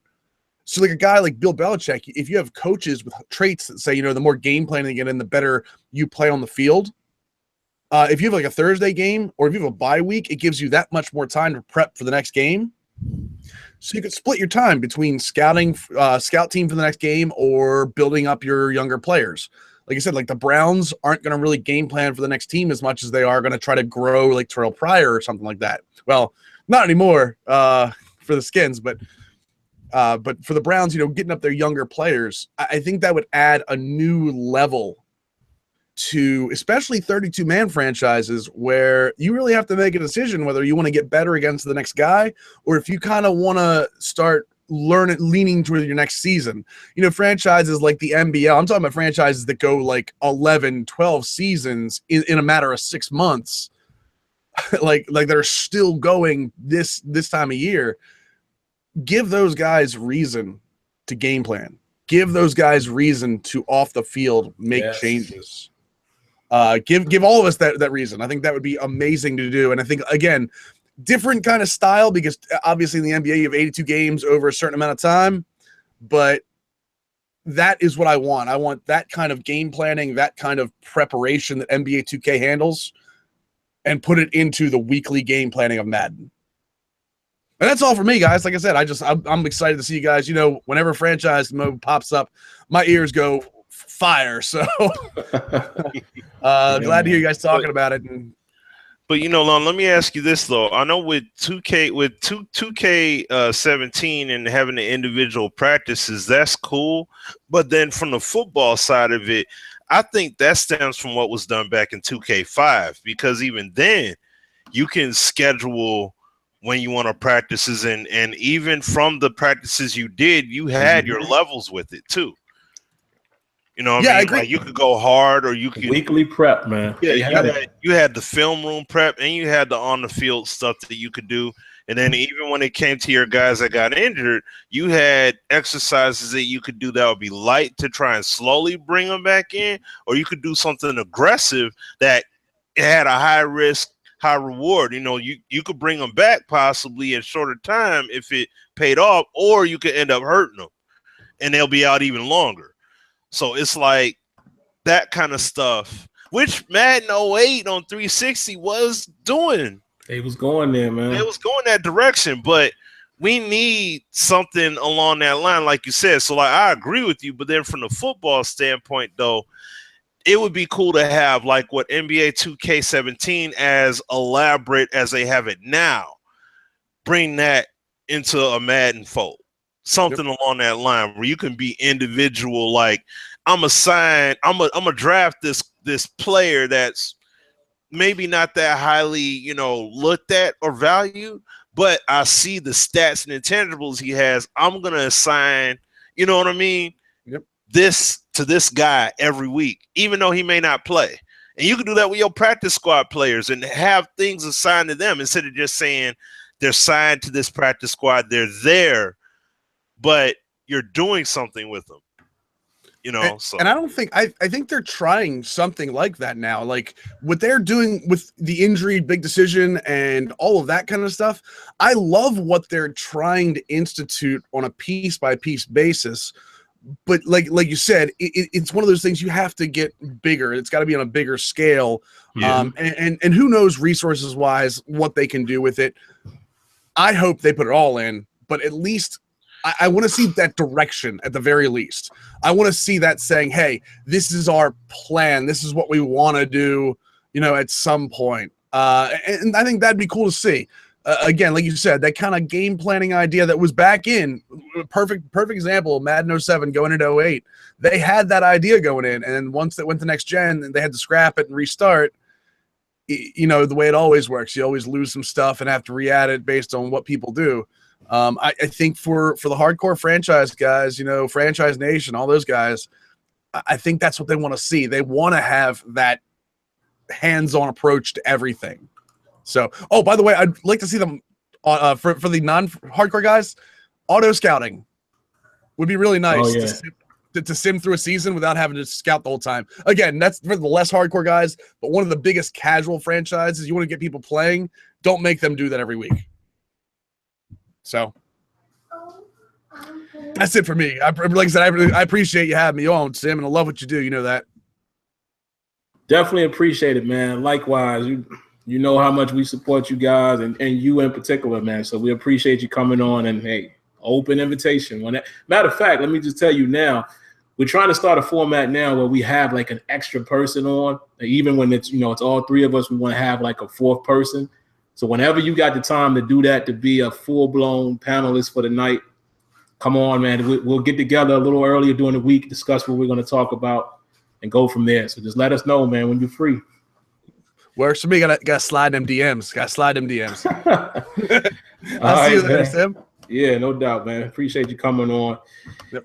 All right, guys. So we're going to move on, man. Try to get as many of these as we can. Fully agree with what Millennium was saying. I absolutely agree with that. My son is making noise in the background, so forgive me, guys. But let's move on to the next thing. Number 11. Provide more details in transaction log. Smitty, I think we can hit this real quick. Yes. Ties back into the app stuff, more data. What do you think, Smitty? Yeah, no, pretty much. That's spot on. Like, that's a yes one. So that's all I got for it. That's it. That's all I got as well. Next thing, guys, show us the league's history. This is interesting. I'll read quickly some of the things he's saying, and I think this is going to be a quick one for us as well, Smitty. Did you just advance to the next season? Hope you wrote down everything you want to remember. You can no longer see old schedules or scores or MVPs or Super Bowl winners. I agree with this wholeheartedly. I could actually tell you guys this. There's guys that are game changers, CFM hardcore guys like us. This was one of his major things. So I fully agree. What do you think, Smitty? Yeah. No, I agree with that. I agree with that as well. Seeing what's been going on or whatever. Like because of course there's NFL records, but what about league records? Yeah. You know what I'm saying? As far as your league in particular, especially when you got guys like that you've been running with for a mighty long time and you got that history, that would be nice to be able to take that history and say, this is what we did. This is what happened over the course of this league. Now, what would be even cooler is, and I mean, this would be a big thing to do, and this will go more like with copying league and downloading kind of deal, but it'd be nice if you can take your league and copy and paste that over to next year.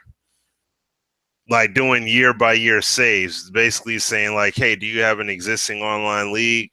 And you can just import that over. You know what I'm saying? Like that would be something unique, but that'd be more like a cloud-based save. Like you got a cloud-based save league and be able to actually pull that data and port that into the next year's game. So that'd be wild. So let's say you didn't play the Super Bowl yet in the first game, in this Madden 17, but you're in the playoffs and you guys go into the very next league, and into the next year's game. That'd be cool to be able to port that directly over. You know what I'm saying? Like as far as your gameplay, what your league progression is, that'd be tight. Then you can keep your history going on. instead of having to basically start from zero again. Absolutely, man. And yeah, fully agree with that. Nothing more, nothing less. Let's keep it moving. What's the next one? Get back to my place here. Screens. Yeah, that one. And this is not, you know, and I know deep dive knows this, but this is not necessarily towards him, but for me, and the reason why I say that is because, again, Smitty and I can speak on this. To me, that's not a big deal for me. And again, that's what we're saying tonight. We're not knocking his ideas. What we're doing is giving you our thoughts. So don't take that the wrong way. I'm sure he won't. And I know everybody else intelligent knows that we're not trying to diss or nothing like that. And we're just talking about our perspective. It's kind of how I feel about that one, Smitty. I don't think that's that important right now. What do you think? Yeah, it you know what? There are menus, there's information and data that they can make a lot quicker, a lot more accessible. I got a video forthcoming from Madden 08. Matter of fact, in the franchise, how they put a lot of information that, even though they have the separate screens for them, like the separate subsections that you can go to navigate, they have select screens where it has all that data. All you got to do is flick the analog stick or press a button, and it pulls that data up. So it's like you need to have, it needs to be better. Like when I'm looking at my quarterbacks, wide receivers, and I want to see their skill ratings or something like that, it's like I got to scroll, especially with my offense and defensive linemen. I got to scroll all the way over to the far right in order for me to see my guys and what in their abilities and everything and what they're able to do. It should be right there. Pull it up, and the skill ratings that apply to them, I should be able to see it right there on that screen. Mm-hmm. This is their especially in CFM. This is their ability, confidence, their abilities. If I want to flip over and see their traits, I should be able to see their traits just like that. Flick of an analog stick, see their traits. Flick the analog stick again. What's the contract and the details of it? How many years it is? See, that stuff I should be able to see quick. If I want to see it real quick, fast, I shouldn't have to go 2-3 screens. Okay, I got to go to the screen for the depth chart. All right, now I got to go to the screen for the salary breakdown. Now I got to go to the screen. Like, no. It should be one screen, and I flick an analog stick. That's what's in Madden 08. One screen, flick the analog stick. It's in that top left corner, and you can literally see your depth chart, how deep you are at that position, what that guy's vitals are as far as his, height, weight, size, school, years pro, his contract and how many years, and then his ratings, and the people at that position that you have already on your team. So it's like it gives you that positional breakdown, all that stuff in one screen, flicking the analog. They need that because that's too much. That's why when I play, even offline, that's why when I play offline, I really don't give a care about going through it because it's like, man, it's too much of a hassle. You know what I mean? So they need to update that. Definitely do. I agree with the principle and what my man here is saying in this article. He's saying like add filters. That's exactly what Smitty's talking about. Being able to get the things quick. What I was saying in terms, and I think y'all know this, but what I was saying in terms of like, is it a must-have for me right now? That's probably lower down, but I definitely agree because I'd rather some of this other stuff be there before that. I can live with that if a lot of these other things are there before that. So that's my thoughts on it, but I agree with having that stuff in. The more options, the better. The next screen he has here, number 14, alternate uniforms are not news. What he's talking about is that, those Twitter feeds. So I think this is what he's saying, Smitty, so I'll be quick with it. That stuff needs to be updated. It needs to be updated. It needs to be more about what's actually happening, more storyline stuff instead of the generic. I agree with him 100%. Who cares about the uniforms? I mean, I get it. Maybe that's in your local one, like the one that's just for your team. But, yeah, what you think, Smitty? Should that stuff be updated a little bit? Yeah. doesn't. I mean, it's not a big deal. I really don't pay attention to that league news feed anyway. So it's like, it's not a big deal. So it's whatever on that. Absolutely. The next thing, update in-season free agent bidding process. All right, so let's read a couple of these things. He's saying one of the first issues you come across is when you're running a 32-man human league, how to handle preseason and in-season free agency. Right now, it's first come, first serve. Whoever logs in first and finds a free agent they can sign them right away. Yeah, I guess I know what he's saying now, Smitty, after reading that. So I could stop right there. I think what he's saying, well, actually, let me read the rest of it, but I think I know what he's saying. And they have no choice but to sign them to a one-year deal, usually the way more money than the player is worth. There's no negotiating. There's no bidding. You offer, they sign the end. Okay, now I know exactly what he's saying because he has a graphic here saying, please change. So I wasn't sure exactly what he was referring to, but what he's saying, I'll be quick. I'll go first and I'll throw it to Smitty. Yeah. He's basically saying he's not talking about the after season. He's talking about during the season. So where you can go into the free agent pool, he's right. There is no negotiation period at all. You can only do a one-year deal, which ironically, if you look at this year's free agency, of course, it's off-season in the real NFL. A lot of people were signing one-year deal. Kind of funny, but I've always said too, I've mentioned this to Wrexham several times. You should be able to negotiate more than 1 year if you want. And like he said, there's no negotiation. So what if myself and another opponent, what if Smitty is looking at the same free agent? It should be a way that we have to at least see if there's been any other offers or what's important to him. Y'all know how I feel on this. And this, to me, it applies in season and off season. There needs to be a more of a bidding strategic way of winning your guy. It needs to be what NCAA's recruiting was in an NFL format. So you take that idea, the pitches and all that stuff, and now you bring it into the NFL and you use that to re-sign players on your roster as well as seeking free agents. That would be my idea. I've said it a million times. You guys probably already know that. But what are your thoughts on it, Smitty?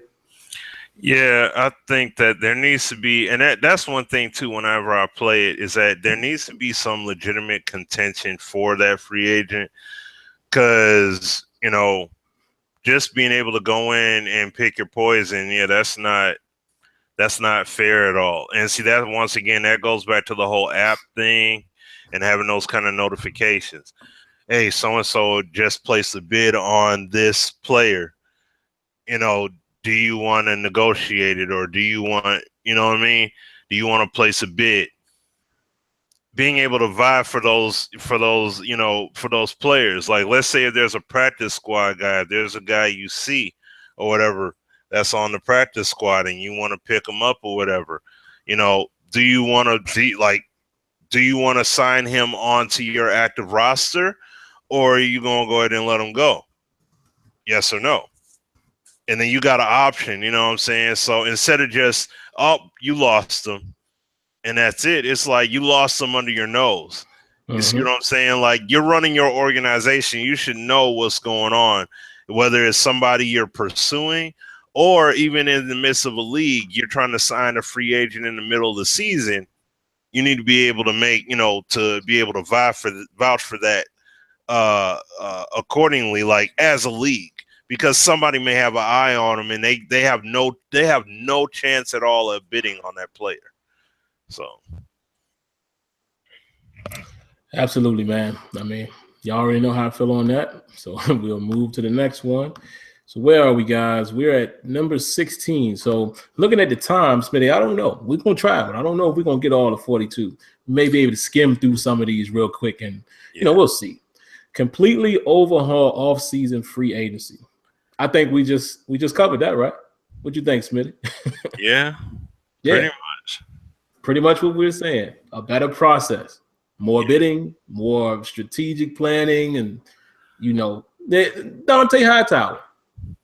That thing, just like how that happened. We need stuff like that. Old boys, my man from OS that put up that post a while back about what needs to be done with CFM. That says it all right there. Yep. Absolutely. That says it all right there. So there you have it. Number 17, track advanced stats. What he's talking about real quickly, guys, in case you don't know, this is a computer game. This game tracks every single play and movement that happens throughout the entire game. Use a finesse move. That means we should have charts that allow us to see all kinds of things, such as, and this is what Daz just told y'all a few moments ago, quarterback accuracy on short, medium, long passes. See a chart. QB hurries, scheduled difficulty, wide out targets, drops, rushing success out of different formations. That's interesting. O-line sack rate, time of possession, fourth quarter comebacks, et cetera, et cetera. What he's basically saying, we need to have all of the statistical data and have some type of chart so you can see these things. I fully agree with that, Smitty. What do you think? No, I fully agree with that as well, because that once again goes back to old boy OS posts again. We're going off of that. He talked about those overlays and those, I wouldn't say obscure, but those relevant stats, getting within those numbers deeper, getting more granular with it. And essentially, he's talking about having a user VIP system in there in that sense, because you're talking about tracking everything the user does, like hit sticks and things like that. Excuse me, like see what you did versus a user, and then you could talk about when you played this player last, this is what you did versus what they did, and having that data to look at, and then also looking at your players and schedule difficulty, things like that. How crazy would it be to be able to look at that stuff in an online league based off of what's transpiring within that league? How difficult are your matchups accordingly based on how those teams are playing when you got 32 users in the league? So, yeah, you need that. You need that. Not just an offline thing, but an online thing too. And it may be an offline portion first before online to get it to fully integrate, but that's something that's very much needed. They need that. Absolutely, man. Next thing here, guys, and Smitty, I think we can lump these next two together. To be honest with you, the next two, give you guys the count again. Oh no, wait a minute. Did I? Yeah. I'm sorry. Just a Pro Bowl. Yeah, you're right. All right. Number 18 and 19. Basically, guys, make the Pro Bowl results not stuck. He says everything about Madden Pro Bowl sucks. So he's basically saying, being able to see the voting and the stats comparison, all that type of thing, all the stuff that leads you to get to the Pro Bowl, we should be able to see that. And then the second thing he's saying in number 19, let us play the Pro Bowl. So what are your thoughts on that, Smitty? Should we be able to see all of those type of things as well as having the option to play the Pro Bowl? Yeah, pretty much. Just progressively see the voting results like you see in NBA 2K. Do the same thing, and then being able to actually play the game as well. Yeah, that'd be cool. We'll love that. And in a 32-man league, guys, we need that. That'd be real nice. We need that. That's dope. Like, what I'm saying? Like, anything that adds to the camaraderie and then just the competitive nature, to be able to look up there, even if you don't get to the Super Bowl or playoffs, imagine you have a guy that's just, he just balled out. Just need to see all that stuff, see how he's doing across the league and, the bragging rights, all et cetera, et cetera. Yes, I agree. Number 20, show stats on award pages. So that's kind of like the same thing, Smitty. You probably going to say yes to this one as well. What do you think about that as far as the annual reward? Should we be able to see stats and things of that nature? Yeah.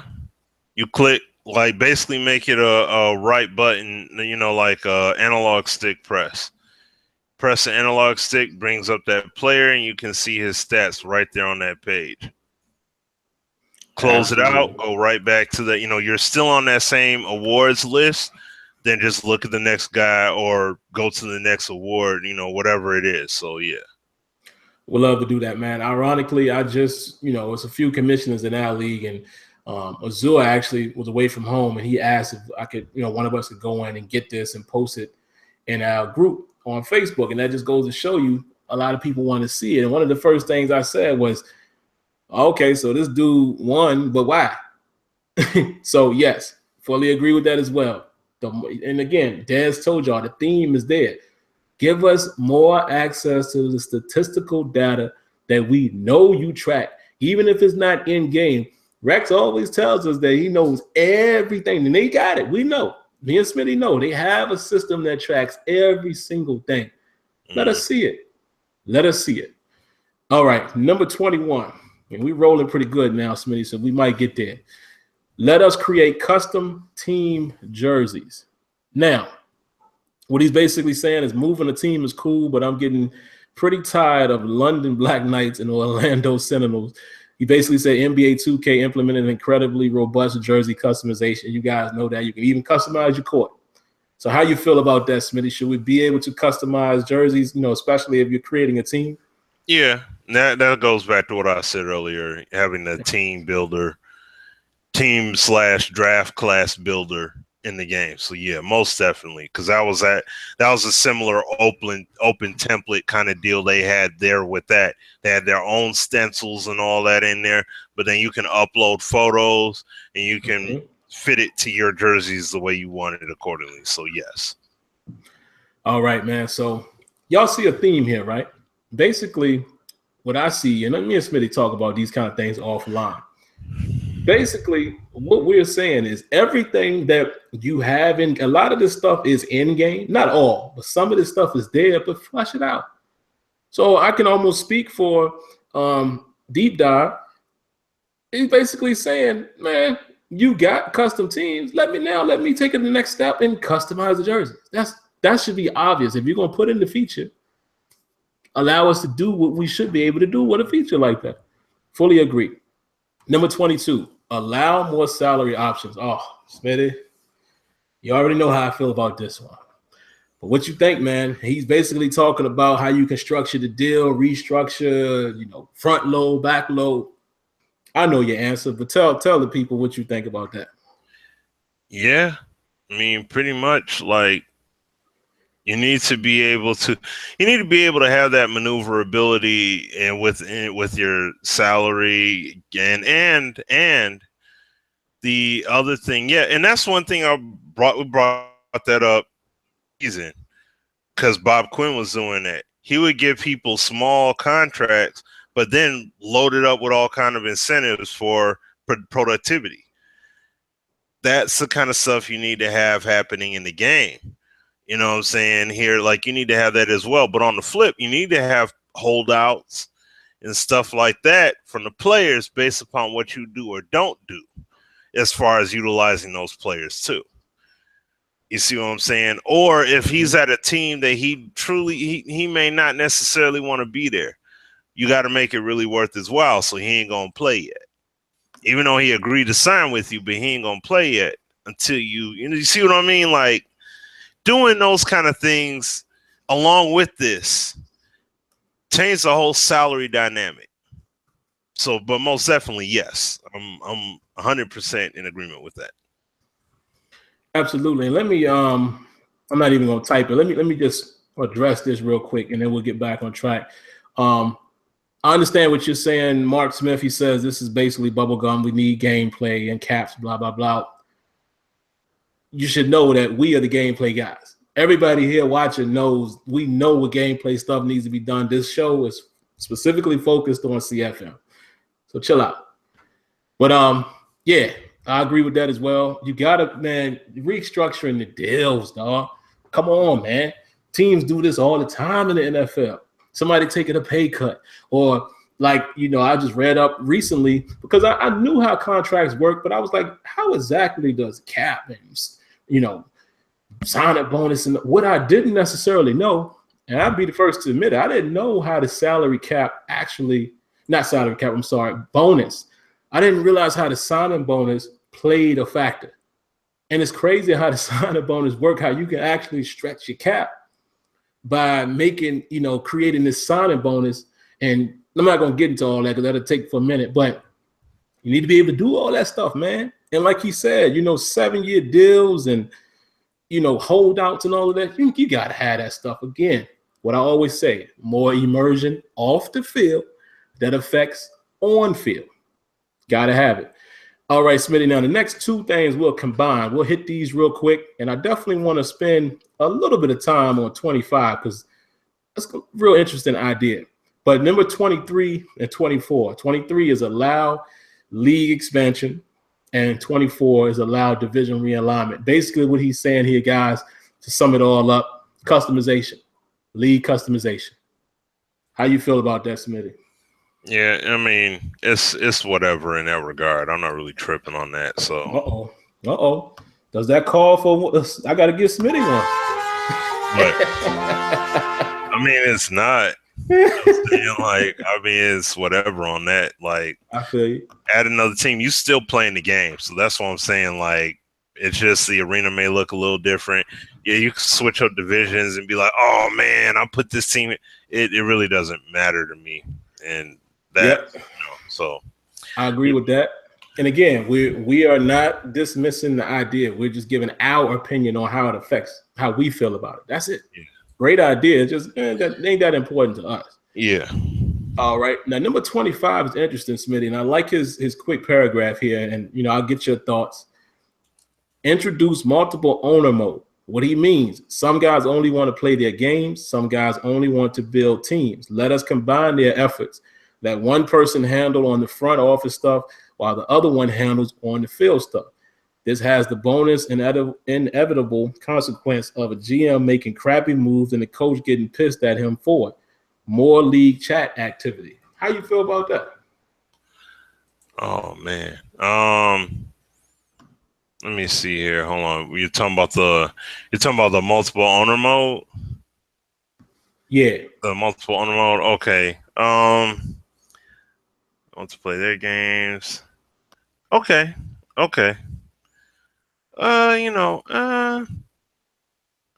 Multiple. It wouldn't. Okay. Well, this would be like having your My League and then having your My GM. Yeah. In that sense. Somewhat. Yeah.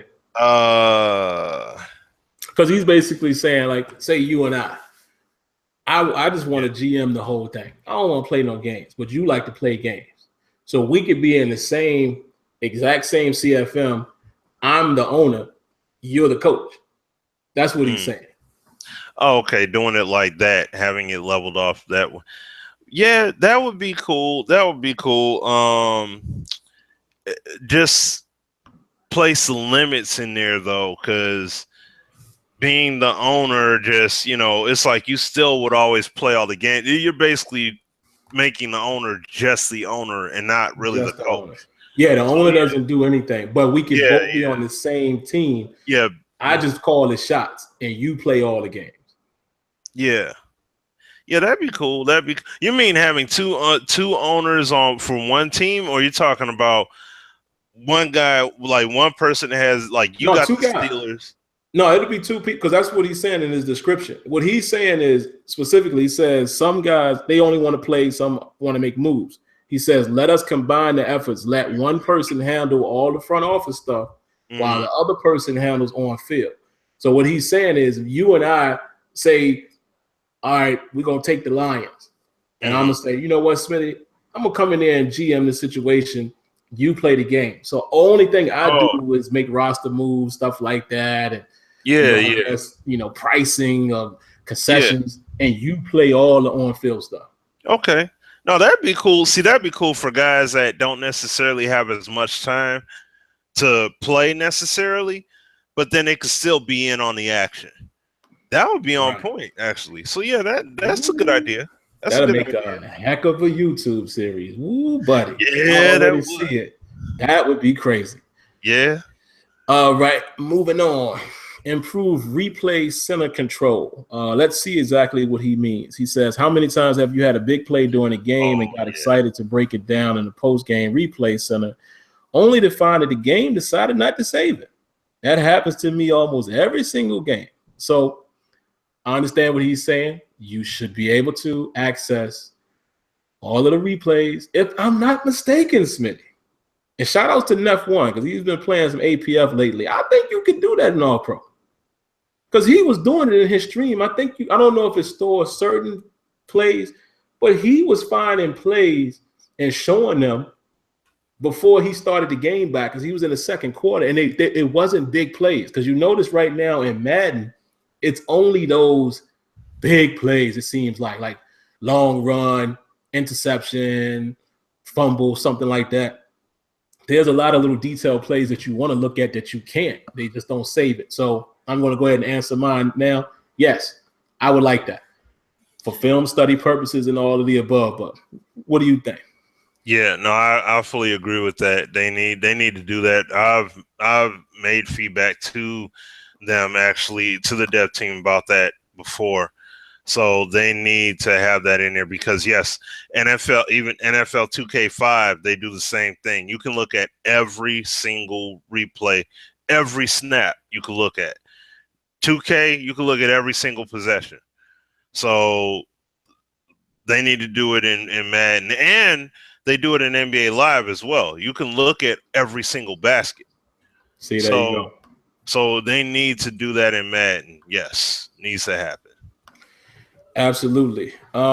This next one, we're going to be real quick with this one, Smitty. Number 27, add a field goal target line. Yeah, why not? Yeah. I agree with that. All right. So let's go to number 28. Y'all already know my answer. Well, yeah, we already know this. So I don't even think we got to discuss it. Nah. Add a draft board. Absolutely. That is a must. Why, you might ask? Well, right now, remember what we talked about with the app? There's no way to attend the draft if you're not on console. Come on, man. 32 men. People got lives and situation. You need a draft board, and let me just give you my slight idea. We'll move on unless somebody wants to add. This is real fast, less than 60 seconds. You need to be able to set your draft board based on priority, whether it's position or need or just who you like.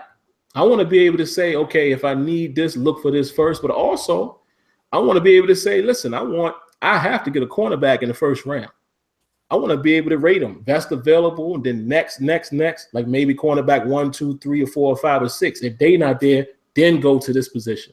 Yes, got to have it. You have to have some type of board that the logic is way better than what it is right now, because you will end up with 2 or 3 centers sometimes. Why? Because the game says that's what you need. What you think, Smitty? Yeah, as far as that board, like you said, people got lives and things like that. That's the main thing. People got things going on. You want to set your draft board according to the next best, the best available, or however your personal preferences. I scouted these guys. These are the dudes that I want picked. So it's like, if they're available, this is the order I would like people to be picked in based upon my draft. My draft position. So you see it there, let it go by that flow, especially if you're not able to make it. So you got to have that draft board. And see, that would be huge once again for the app. Somebody wants to make a trade, having that app functionality, it needs to be robust. You need to be able to do basically those transactional functions on the mobile app for sure. So draft board would definitely be huge. Not necessarily setting up your draft board on the phone, but when you set up your draft board in the game and then you're able to go online, you should be able to go by the picks and look according to your draft board, especially if somebody tries to trade you a pick or something like that, or they try to make a deal with you. You can at least see what it is on the phone and then keep it pushing if you want it or not. So you got sophisticated apps out here that are free apps that are, sophisticated enough. They can do it. They need to do that. Definitely, man. I agree fully. Now, what I'm doing here, guys, now, as y'all can tell, it's 9:46. We try to finish it right around 10 and leak over if we have to. What I'm going to do is now, Smitty, I know you're cool with it. I'm just going to read some of these topics that we can just say yay or nay. Some of these we will break down, give a little time to it. And we'll try to finish up by 10. Number 29, and where is it? I just saw it. 1 second, guys. Number 29. I saw one for formation subs. I swear I did. I think it's further down in the list. There, number 40. All right. Number 29 and number 40. You can kind of hit both of these, and we'll be real brief with them. He says, well, they're a little different, but it's somewhat the same. But anyway, he says expand sub options and personnel packages. His suggestion is, he says, my suggestion would be adding one extra option after you pick your play that will allow you to make formation subs. If you want to pick the play X, click X normally to call your play normally, or click and hold X to pick your play and bring up a formation sub screen. This would allow the best of both worlds. Basically, what he's saying here is if you want to go with the suggested play, he says like a coward. I don't think that's cowardly, but I know what he's trying to say. If you want to go with the suggested play, you can, but then you can also sub in a wide receiver at tight end and like a cheeser, win-win. Now, I don't like that. But I think what he's basically saying is that coach suggestions, being able to also do sub formations from that screen. Hold that thought, Smitty. So then number 40, what he's saying in terms of formation subs, permanent formation subs were a great addition to Madden 17. They save you a lot of time manually subbing in players for specific positions or formations. There were two problems with it. Formation subs led to invisible players, and you can't use formation subs with custom playbooks. So basically what he's saying is fixing those and allowing them to work with custom playbooks. How do you feel about those two things, Smitty? I agree with them both. You had that versatility PS2 days. You need that back. Absolutely. Like flat out. Absolutely. Fully agree. Number 30. Yes. I don't even have to read this, Smitty. I know you agree. He says bring back receiver shadowing. What is that? What is that, guys? Do y'all remember what we call that? Defensive assignments. Mm-hmm. Put your man on that man. Best on best. Got to have that. I don't think nobody here disagrees with that. Even Rex Dixon said they are trying to get that. They tried to even patch it in, he said, last year, and it just didn't quite work. So let's be hopeful. Maybe we'll see that in the near future. Number 31, get rid of practice squad, auto sign, auto cut.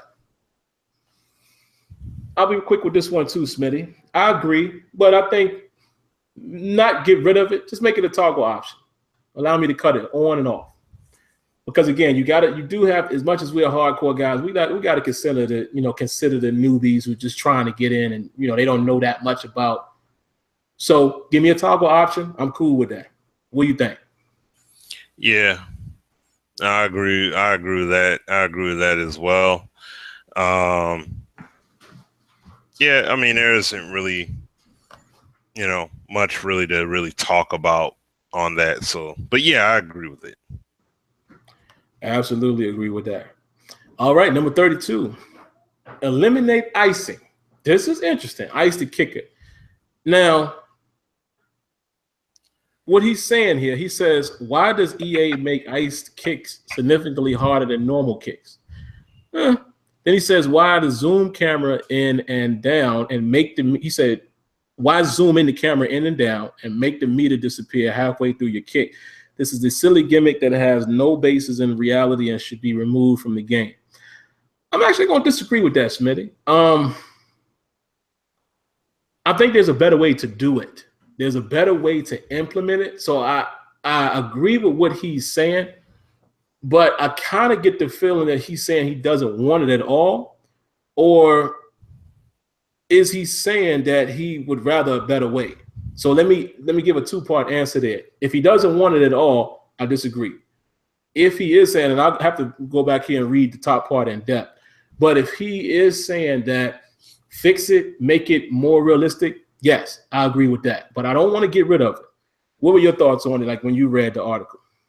Yeah, no, getting rid of it doesn't do anything. So that wouldn't help. But what I would like to see is, you know what? It would be better if they made it on the field like this and made that more of this, like this is a standard camera view that you get. Right. But then do like how it was in NCAA and have ice all over the meter so you can't see it. Right. You see what I'm saying? It's more of you legitimately got to time it. And you won't see the line at all. All you'll see is that you actually press the button to start that meter. That's all you'll see. And then you just got to hope you'll hit it. But yeah, so then that's like you have no directional, you have the wind indicator isn't there. All those things won't be there. So you basically got to commit to memory. If you forgot what direction you're kicking in or whatever, you just don't have it in mind, then it's like, dang, oh man, I don't know which way the wind's blowing. I don't have the indicator. I don't have any of that. So yes. Absolutely. Gotta have it, man. You can't remove it. You have to have that element because I like what Smitty said, because if you take those things away, or if you omit Smitty's idea, then what's going to be the factor? Because if you still want icing and kicking, now what are we going to lean on? Some random dice roll saying, oh, he's rattled now? No. Make it a mechanic. That's the thing. And make it a mechanic that you have to master. There you go. That's the only way to replicate it literally in a video game, something like that. I don't want that left to chance. I want myself to have to say, oh, Lord, he done iced me. Now I got to remember where I wanted to kick it. There you go. Number 33. Show stats on playbook building screen. How you feel about that one?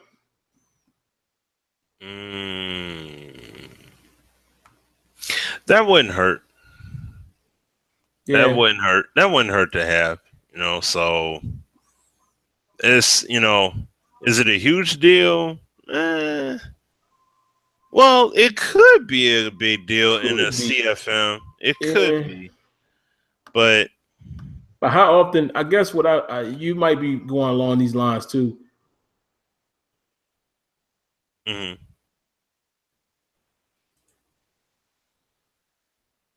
Oops, I hit mute. Sorry, guys. Oh, okay.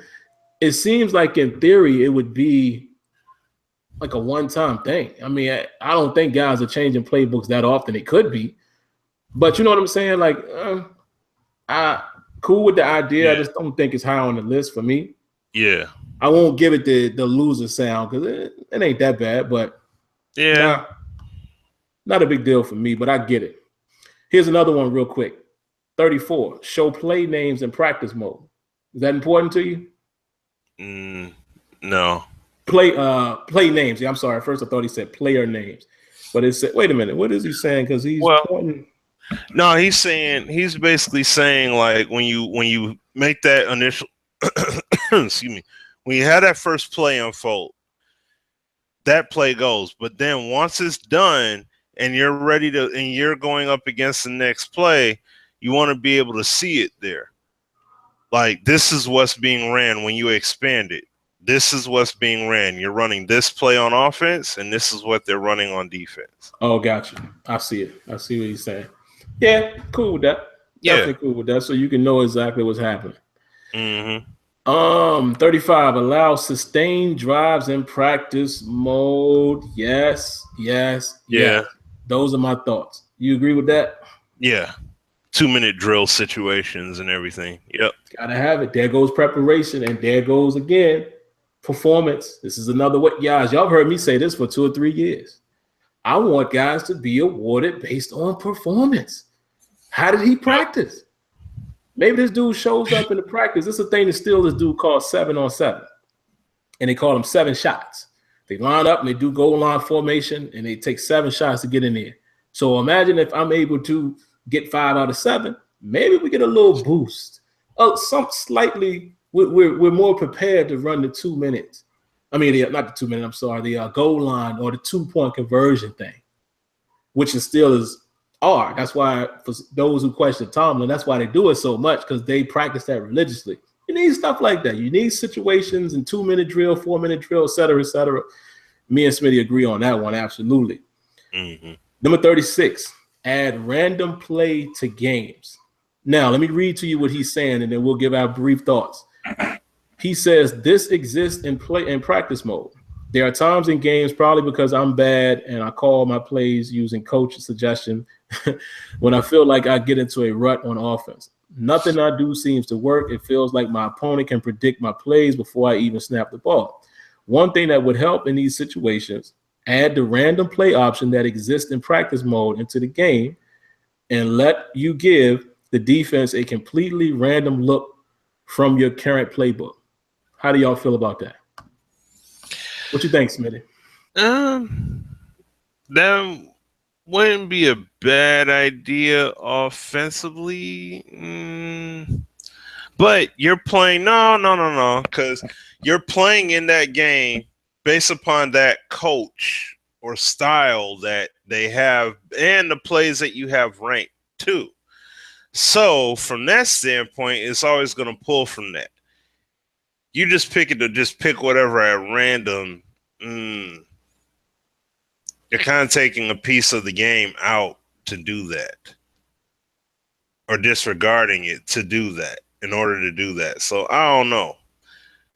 Not a bad idea for practice, but as far as when you're actually playing the game, I don't know about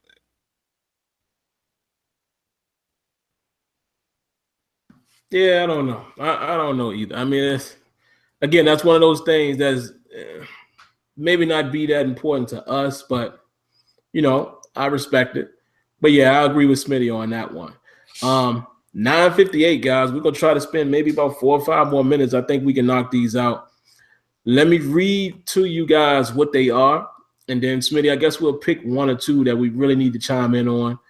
Number 37 says change win choice screen. So that's really more of how the screen looks. You guys can read the article and see exactly what he's referring to. Again, it's not that big a deal to me. I mean, I know that's a cosmetic thing, but I get it. 38, Smitty, he says, stop with the absurd goals. I think we both agree on that. It needs to be more realistic. What you think? Yeah. Especially based on quarter length and things like that. That's really what he's saying. Yep. All right, number 39, guys. He says fix the bottom ticker. All in all, he's just saying update with more real data and things like final score, not the score updating throughout, show game stats. It says fix buggy records. Only thing I would say about that, Smitty, is I'm all in favor of getting it more realistic. I don't know if I necessarily agree with the final score thing. It adds a small bit of immersion for me to see the scores update.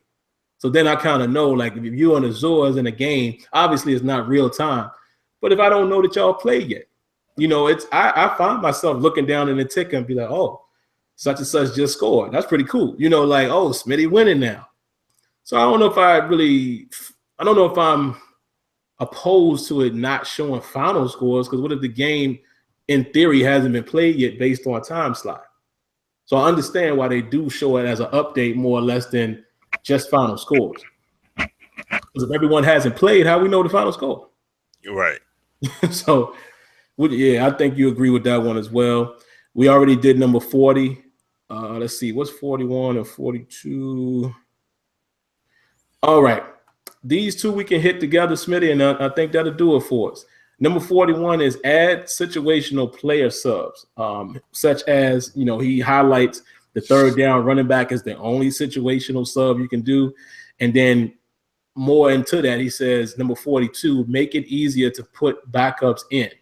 What he's basically saying is there are only 2 ways to put backups in right now. Manually sub them in using the formation subs or personnel packages on the play call screen, pause the game, and sub them in using the depth chart. He says both systems are flawed. He says basically pausing the game is annoying and there's no easy option to put in all the backups. And he also says if you use formation subs, you have to make substitutions every time you pick a new formation, and you still have to do this one by one. So I'll go first, Smitty. I guess what he's basically saying with both of these, I absolutely agree with having the ability to add more situational things. Like maybe and it's kind of one and the same, I guess. You should be able to have a package or a personnel preset, which would be formation subs. But what if you want to switch it up on the fly? It would be a cool way if you can do it on the play call screen. But, well, wait a minute, Smitty. Maybe I'm misinterpreting what he's saying, because if you do make these changes on the play call screen, it does stay there. I think what he's actually saying. Hold on, let me go back here, guys. I think he's saying, oh, okay. He says there's no easy option to put all of your backups in. Okay, so if you're looking from that standpoint, yeah, there should be a way, and this hits on the guy's OS post, Deuce Douglas, having those alternate depth charts and things like that. I think that's what he's saying here. And if that's what he's saying, yes, I agree. It should be a way that you can put in all of your subs at one time, like preseason. Mm-hmm. You know, maybe it's the end of the game, because I've done that a lot, Smitty, with I'm up and I know there's injuries, and the way how wacky the injuries are in the game, I take Ben Roethlisberger out of there. I take Antonio Brown out of there. So it would be a easy way. I would love to be able to just say, all right, go with the second unit. That would be great. So how do you feel about that, as well as the positional, the situational sub also? You agree with that? Yeah. Yeah. Yeah, I think that's pretty easy. Yeah. It's not really. Well, guys, we did it, man. It's 3 minutes after. Not too bad. This was an outstanding show, guys. I apologize if we didn't see a lot of the questions. Obviously we were focused on that. We definitely want to take time to thank Millennium OS. Always supports. You guys aren't checking him out, make sure you do so. You hear my 3-year-old son crying like he knows that I'm done now. We sent him to bed, so he's upset.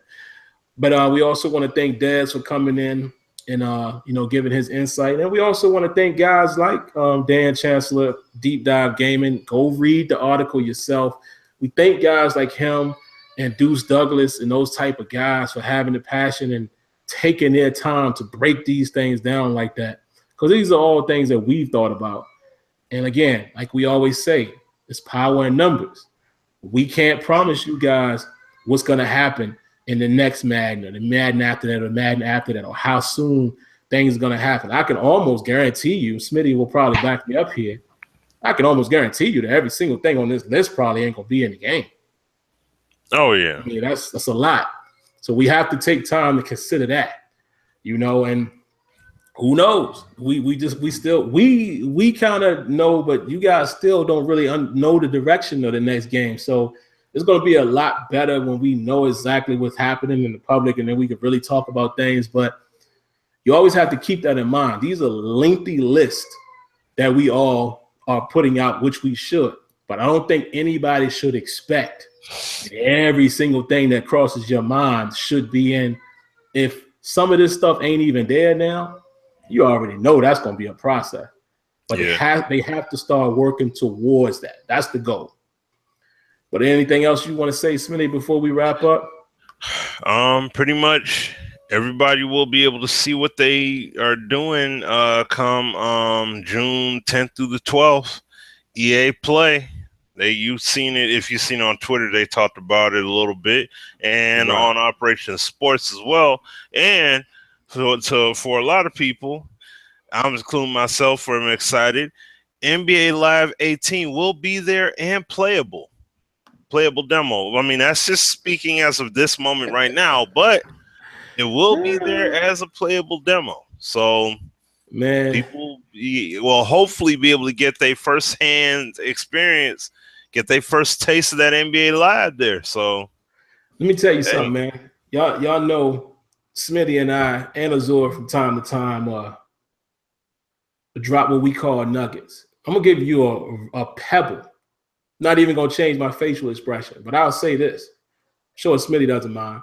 Smitty and I both been knowing that Live is coming. We told y'all. We told you they Live ain't dead. We'll leave it at that.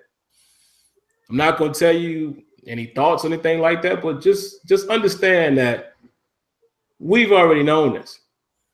So we know what's going on in that arena. So it's going to be great. It was Smitty. I think you share this sentiment. It was great to see that news today. I was like, okay. Yeah. Because Smitty and I just didn't know. Right. Y'all heard the investors call, when they were saying, oh, there was something that we were going to do. We knew about that stuff.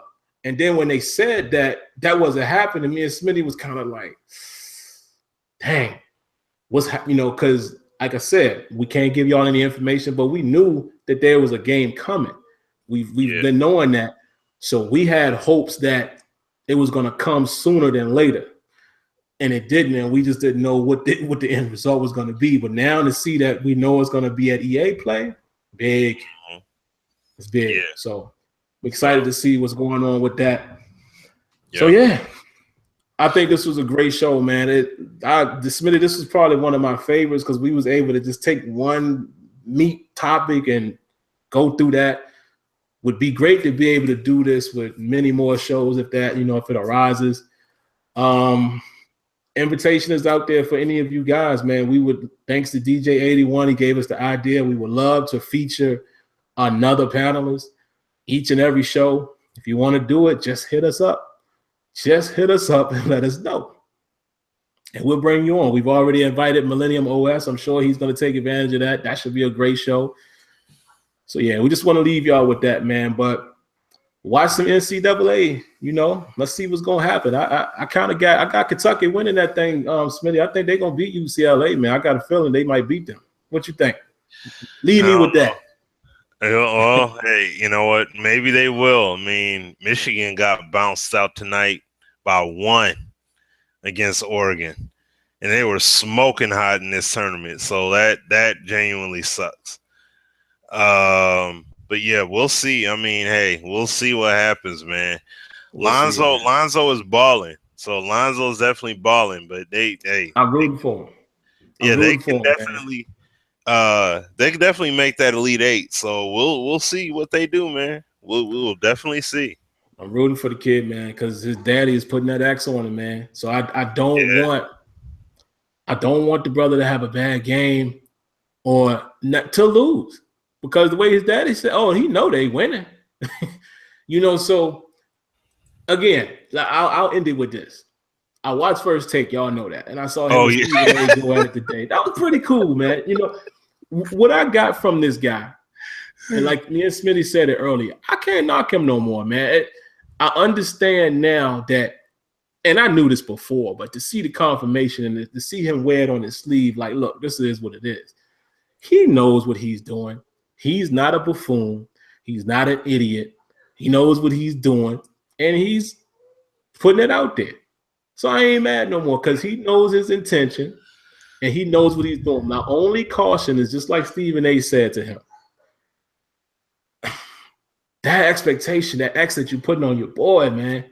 Just imagine if he don't pan out the way that you're saying, it's just going to be all of that negativity that you just don't need. I mean, face it, I'm a guy that I feel like I'm a very strong-minded guy. I have thick skin. I don't care what nobody say.